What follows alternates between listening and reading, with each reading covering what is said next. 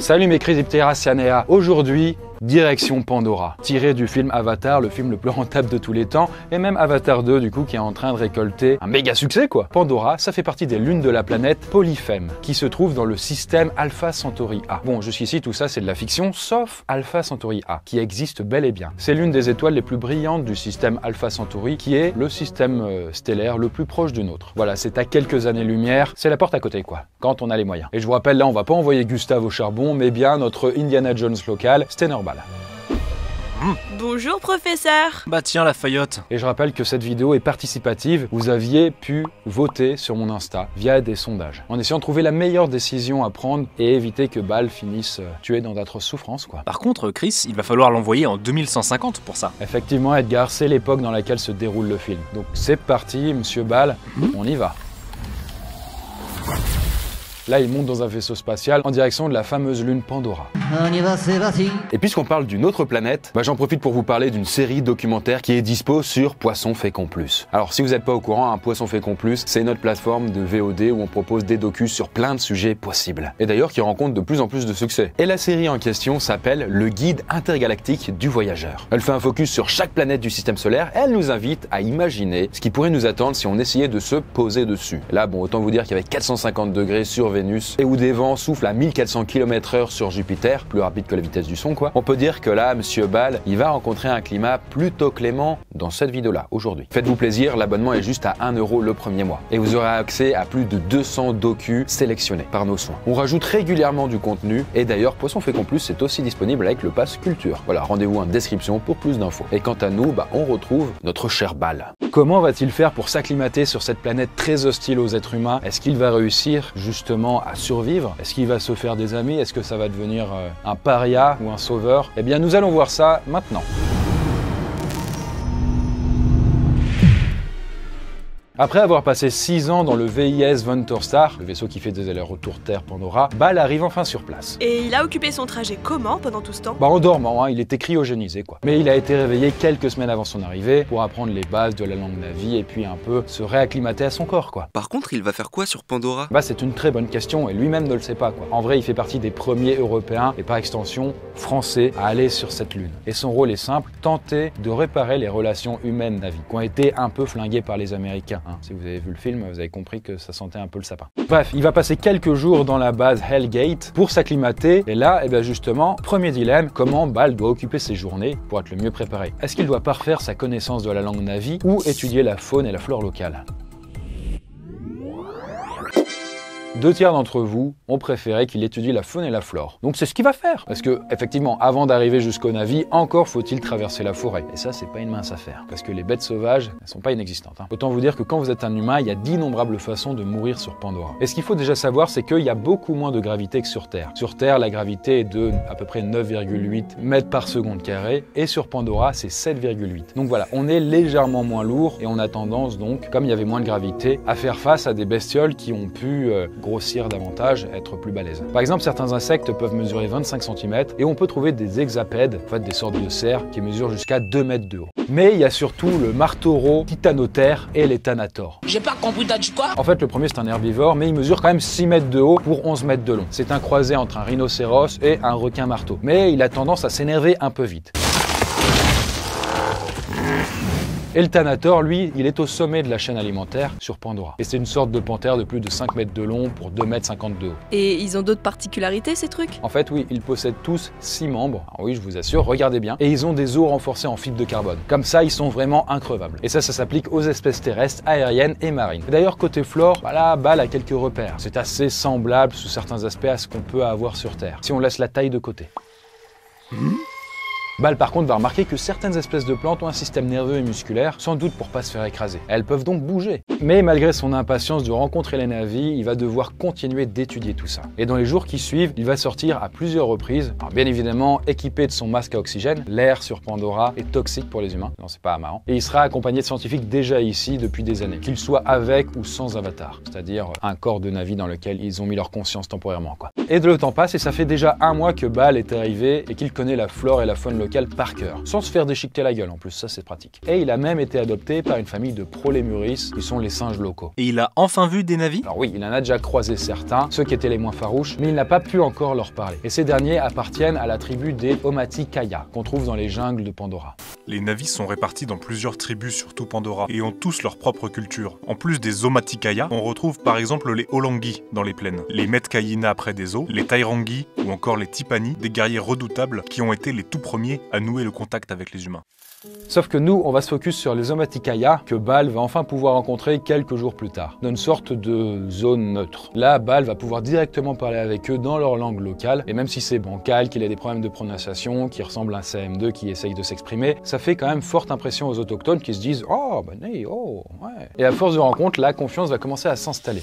Même si certains Omaticaya restent sceptiques vu son apparence, il ressemble quand même à un humain. Mais pour eux, il est encore hors de question qu'ils puissent aller dans leur domaine. Parce que l'or chez eux, c'est un arbre maison qui mesure quand même 150 mètres de haut. Mais Bal, voulant faire preuve de bonne foi, eh bien il va partager ses connaissances avec eux pour leur faire comprendre que c'est une démarche sincère. Et il va leur parler de quoi? De tout et de rien à vrai dire. Mais il va surtout leur parler de la Terre, de sa vie d'avant. L'idée c'est de montrer que eux, les Français, sont différents des Américains. Fuck yeah. Les Américains qui étaient venus pour l'unobtainium. Et ensuite, un peu plus tard, l'amrita. Ça me dit vaguement un truc, ça.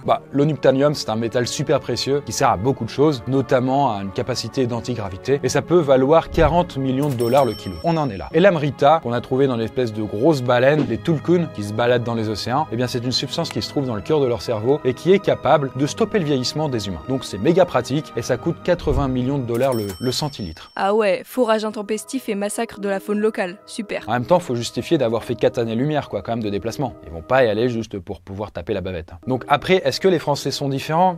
Je ne sais pas, on va pas... Voilà, Bal ne le sait pas non plus. On lui a pas trop parlé de tout ça. On lui a juste dit, sois sympa avec eux, voilà. Et voilà, ça fait maintenant 5 mois que Bal est sur Pandora. Et qu'il est apprécié, là, ça y est, des Omaticaya. Et là, Bal a eu l'autorisation du chef de la tribu de se rendre enfin à l'arbre maison. Et malgré son apparence humaine, Bal s'est assez bien intégré. Alors même si, évidemment, il reste pas mal d'Omaticaya sur la réserve qui doutent de ses intentions. Et on peut les comprendre, ils ont un passif vis-à-vis des humains un peu comme ci, comme ça, quoi. Mais il vit avec eux, du coup? Pas du tout. Je rappelle quand même qu'il doit porter un masque à oxygène, c'est un tout petit humain, et il galère à se déplacer. Donc la durée de ses sorties en extérieur est limitée aussi. Cependant, il essaye de leur rendre visite tous les jours, même si c'est quelques dizaines de minutes. Et là, il continue de s'imprégner et d'apprendre de la culture Navi. Il apprend quelque chose de très précieux à leurs yeux, c'est Eywa. Eywa est la divinité des Navis. Elle relie tous les êtres vivants de Pandora, plantes comprises, par une connexion neuropsychochimique. Les Navis la considèrent comme mère nature, et elle est vénérée et remerciée à des occasions diverses et variées. Et d'ailleurs, ces nombreuses sorties ne plaisent pas spécialement aux commandants américains, dont il dépend. En fait, selon eux, Bal ne leur sert pas à grand chose pour l'instant, et ils semblent juste vouloir être à Miami avec les autochtones, et ça fait pas avancer les plans, quoi. Mais bref, pour l'instant, revenons-en à Bal qui, lui, reçoit une proposition de Tsuteyo, qui est un des Omaticaya, qui ne l'apprécie pas des masses. Et sa proposition est la suivante, tenter de monter un Equidius, qui sont les chevaux de Pandora. Quand même précise, mais c'est des animaux qui peuvent aller jusqu'à 95 km/h. Ça pousse. Bon, là, Bal était quand même pas sûr, c'est quand même un gros mastodonte, donc on vous a posé la question, est-ce qu'il doit le faire ou pas? Vous avez été 57% à trouver que c'est une bonne idée, donc, eh bien, il va s'y coller. Et là, c'est pour lui l'heure de se lancer. Il approche alors d'un Equidius qui lui met un coup de tête. Ça commence bien. Mais patient et persévérant, Bal tente de caresser l'animal qui n'a pas l'air très réceptif. Sauf qu'à un moment, du coup, le Navi Tsuteyo le surprend en l'attrapant et en le mettant sur l'animal. Parce que je précise quand même, mais un humain c'est cette taille, et là vous voyez un Navi c'est ça. On n'est pas du tout sur le même rapport. C'est des bons bestiaux quoi. Et c'est parti pour le rodéo. Et là tu crois pas si bien dire, là l'animal va faire déjà quelques embardées sur quelques mètres avant de projeter violemment Bal, qui s'écrase par terre à quelques centimètres d'un rocher.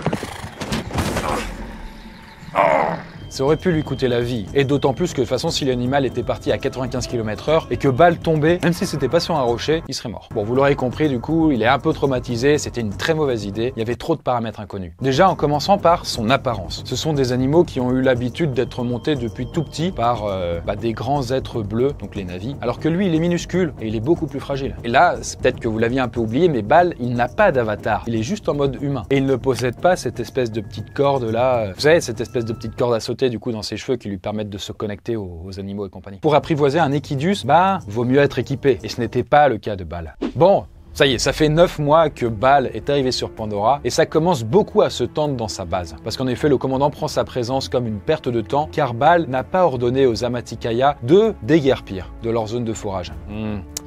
On aurait dû s'en douter, finalement il voulait en fait ce minerai très sympa. En bonus, il est également accusé, alors sans preuve certes, mais d'avoir donné des informations secrètes aux Na'vi qui ont fait sauter des foreuses grâce à ça. Et il l'a fait? Alors pour le coup, oui, il s'est un peu emballé, du coup il est devenu un peu trop copain avec les Na'vi, il a oublié d'où il venait le con. Je m'en excuse. J'avais oublié. Non, enfin bon, en tout cas, voilà, il a donné quelques informations aux Na'vi. Mais il ne voulait pas mal faire. En fait, de base, il leur disait comment fonctionnent les choses. Il a sous-estimé un peu l'intelligence des Na'vi, qui sont en vrai très intelligents, et ils ont utilisé ces informations pour renverser les machines, les foreuses. Ça, son commandant, il le comprend pas, pour lui, c'est un traître, ça commence à sentir le roussi. Et il va le menacer de le renvoyer sur Terre s'il ne fait pas bien son boulot. Et Bal, pendant ce temps-là, il continue du coup à se lier d'amitié avec les Amaticaya, et il a même réussi à caresser un Equidius, sans se faire défoncer la tronche. Par contre, hors de question d'en monter, hein. Là c'est mort de chez moi.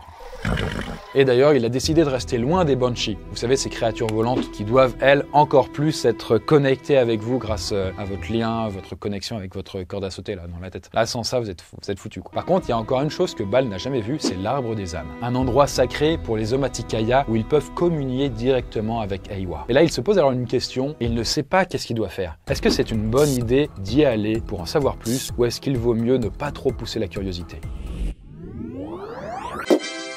Eh bien, vous avez été 3/4 à vouloir qu'il y aille. Let's go, direction l'arbre des âmes. Et là, au cours de ces centaines de discussions avec la peuplade locale, il a une petite idée sur sa localisation. Et il décide donc de demander l'aide d'un pilote pour le déposer sur place. Ah bah je vois qu'il reste encore quelques alliés humains au prof. Eh ben ouais, il s'était pas trompé et il arrive finalement devant l'arbre des âmes. Et là, il est littéralement choqué par la beauté de la chose. Il s'y en dégage quelque chose de mystique.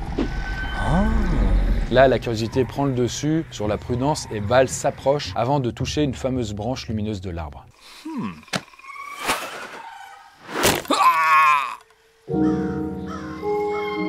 Bah oui, en fait, là, du coup, Bal vient de se prendre une flèche directement en plein cœur qui a été décochée par l'Oteyam, qui était un Na'vi qui l'avait pris en filature. Parce que justement, il ne le sentait pas depuis le départ. Et en vrai, il avait eu raison. Parce que Bal, à ce moment-là, a osé toucher la chose la plus sacrée des Na'vi. Il n'en était pas encore digne, il n'était pas Na'vi lui-même, ça ne pouvait que lui valoir une mort assurée. Voilà, c'était un mauvais choix pour lui. Mais on va dire qu'il a le droit à une deuxième chance. Bon, le temps est passé, Bal n'a pas touché l'arbre des âmes et ça fait 1 an qu'il est sur place. Et petit à petit, en fait, il a commencé à choisir son camp, si on peut dire ça comme ça. Par extension, il s'est attiré les foudres en fait des humains qui sont de plus en plus furieux, en tout cas les militaires, qu'il n'ait pas réussi à convaincre les Na'vi de dégager pour pouvoir piller leur arbre. Pas l'arbre, mais ce qu'il y a en dessous, c'est-à-dire du coup une mine entière de minerais très précieux, quoi. 40 millions de dollars le kilo. Et là, une ultime question se pose pour Bal. Est-ce qu'il doit s'intégrer pour de bons Na'vi ou doit-il tout faire pour retourner sur Terre et retrouver sa vie d'avant? Alors là, voilà, c'est clair, il va pas retourner à Turcoing Bal. Hein. Je suis déçu.